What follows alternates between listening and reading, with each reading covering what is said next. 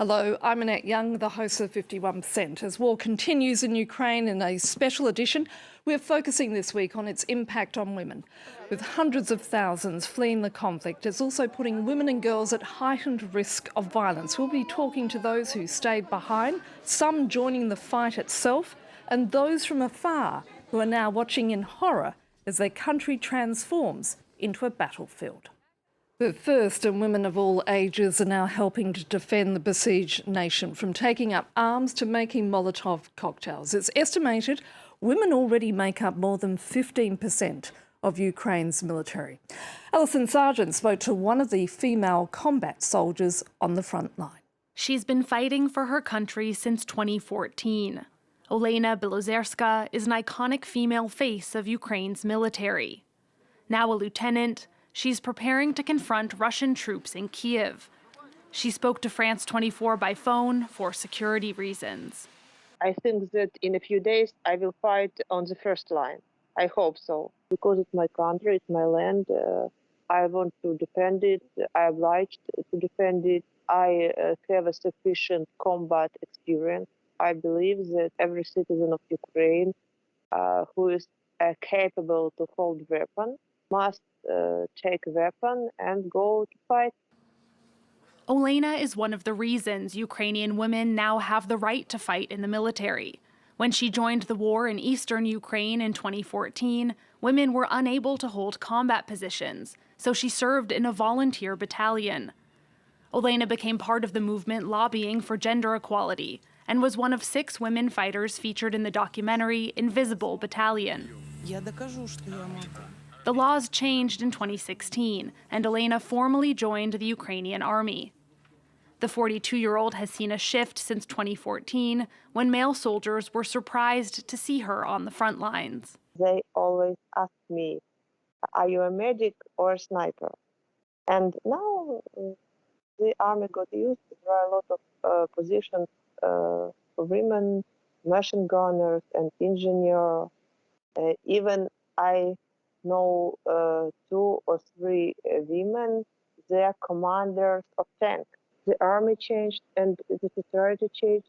I think Ukrainian army and Ukrainian society become more stronger with strong women. As Olena sees it, fighting is a right for women, not an obligation. And from making protective gear like camouflage nets and bulletproof vests to building homemade weapons, Ukrainian women are mobilizing, no matter how old or how young. We're making fuses for Molotov cocktails. If conflict in the east brought volunteers like Olena into the army, the latest Russian invasion may well bring a new wave of recruits, from an MP to a former Miss Ukraine. And joining me now from Kyiv is Elena Starodubtseva, a human resources executive who is taking shelter with family and friends in a village near the city. Also with me in the studio is French-Ukrainian filmmaker Anastasia Mikova. Elena, firstly to you, what made you decide to stay in Ukraine? Well, it wasn't like a decision, it was natural, because all our life of my family is here in Kyiv. So we don't think about leaving the country. We really hope for the quick end of this awful war. So I just need to take my mom and my daughter and just remove to a bit safer place. Because in Kyiv we are in a residential quarter, and when we awake from the explosions, it was really hard. It was unusual in my life. So my husband stay in Kyiv all days of war, but we need just to be safe. And is it that much safer in the village where you are?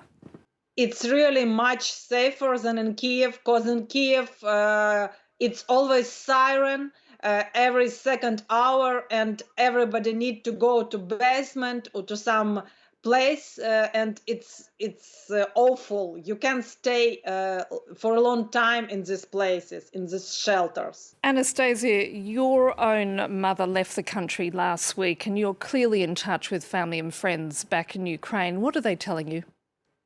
Well, I have my sister who is still in Ukraine with her 9-year-old daughter and my 86-year-old grandmother who were in Kyiv until very recently. And it's exactly that. They had to go to the bomb shelters all the time. The sirens go mad, and the streets where we were walking just, a few months ago and having a nice time were full of tanks, full of military. And it's very, very difficult to live like that. And so I insisted for them to go at least to the west of Ukraine and to be again in a safer place. But I have a lot of women friends who decided to stay, whether it's to help others or to fight.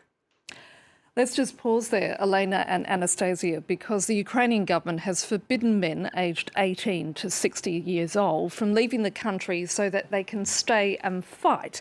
As a result, a massive wave of women and children is flowing out of Ukraine and into neighbouring countries such as Moldova and Poland. Many women becoming the sole carer for their families, as Catherine Kedir-Clifford reports. Women and children make up the vast majority of the crowds here at this crossing from Ukraine into Moldova. Since being called up to fight by their president on February 24th, few men are among the stream of refugees leaving Ukraine. As Natasha steps across the border, her thoughts turn to the person she's left behind. Their father is a soldier. He's on duty and he will fight for the country. He will not leave. He will stay and fight because it is what he must do.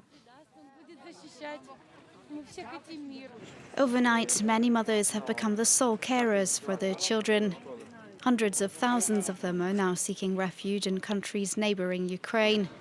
This is the second time that Elena has escaped war. In 2014, she was forced to leave the Donetsk region. Now she has fled to Poland with her autistic son. I came with my son. My husband stayed in Mykolaiv city to fight to protect the country. At this temporary shelter, volunteers are organising supplies and support. Many of these Ukrainian women have one shared objective, above all else, to keep their children safe. I didn't want to take them away. I wanted them to be at home. But what can you do? For me, it's not important how they live. It's important that they are happy. Torn apart and uprooted, more and more families like these ones will follow. The UN Refugee Agency estimates some 5 million Ukrainians will flee the war in their country. And joining me now from Kyiv is Elena Starodubtseva, a human resources executive who's taking shelter with family and friends in a village near the city. And also with me in the studio is French-Ukrainian filmmaker Anastasia Mikova. Elena, how is this impacting your mother and your 14-year-old daughter who are now sheltering with you? And more importantly, also, how are you coping? It's really, really difficult.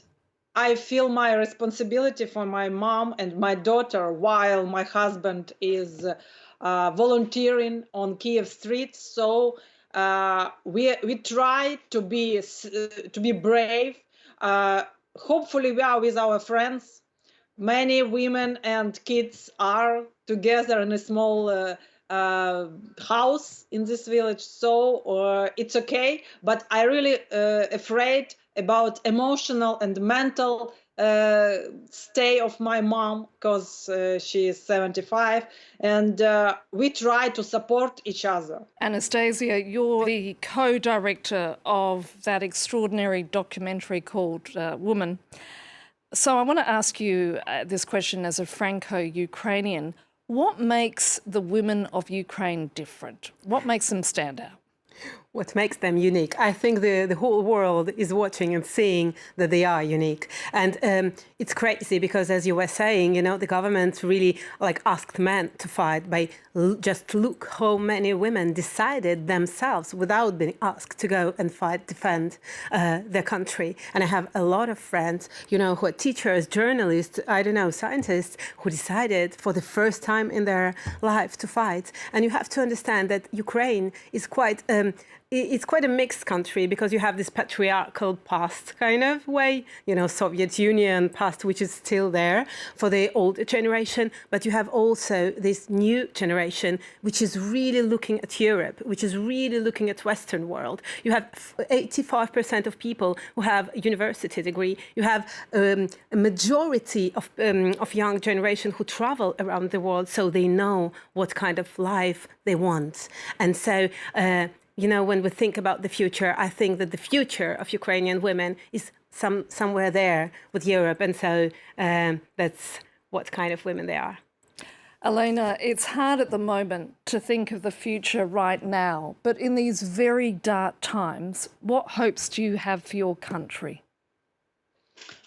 We still have a big hope for the victory of my force militaire, Ukrainian. And we really hope that in some time we will rebuild our country. But, we really need your help, help from Europe, help from United States.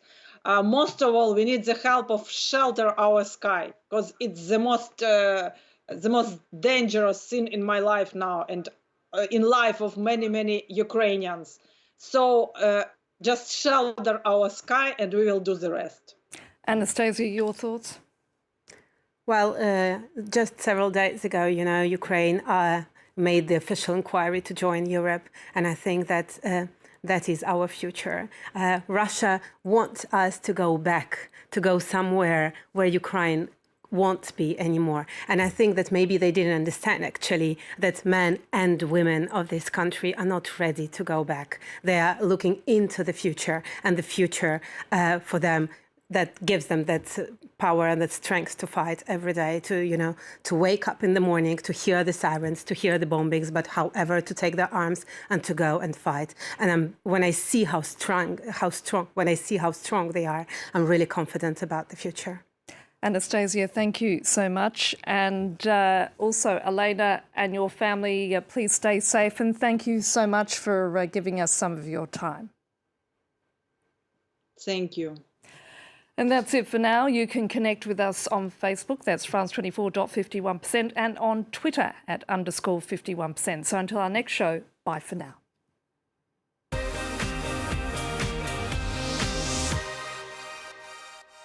Join us here on France 24 for our special coverage of the mother of all elections here in France, the presidential election 2022. The campaign will have our special envoys on the campaign trail. Across the globe, we'll have the latest polling, the best analysis, every week here on France 24. France 2022, the campaign on France 24 and France24.com.